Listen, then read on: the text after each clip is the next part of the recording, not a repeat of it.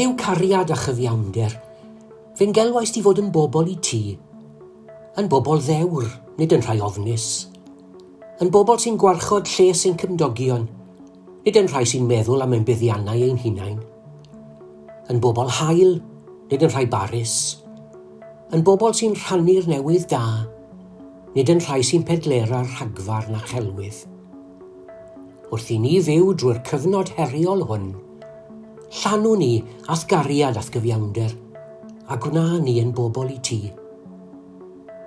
Helpa ni ymarfer ein ffydd, gan weld gobaith yn y mannau mwyaf anobeithiol. I feithrin parch a chefnogaeth tuag at eraill, yn arbennig y rhai sy'n fregus a thlawd.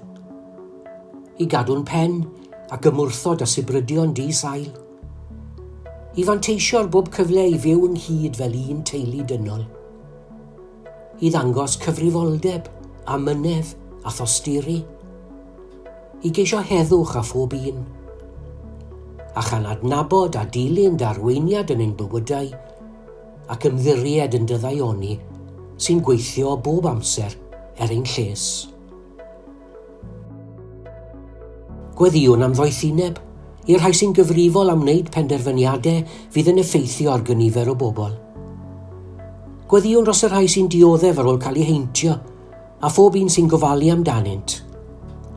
Gweddiwn am amddiffynfa i'r hen a'r bregus rhag peryglon y feirws. Gweddiwn y caiff camwybodaeth ei atal, fel na fydd ofn yn gafel mewn calonnau a meddyliau. Helpa ni i ddal ati i weithio dros y deyrnas. I gyd sefyll a chyd gerdded gyda phob un sy'n gofod byw gyda thrais ac anghyfiawnder. I beidio rithro nhw'r un hen ffyrdd, ond i ail adeiladu gyda'n gilydd ar sail cyfiawnder, cydraddoldeb a heddwch i bawb.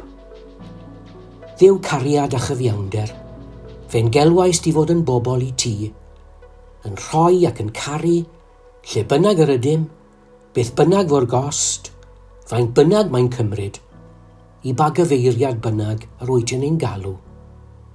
Yn enw Iesu, yr un sydd trwy ei gleisiau yn dwyn iachad i'r byd. Amen.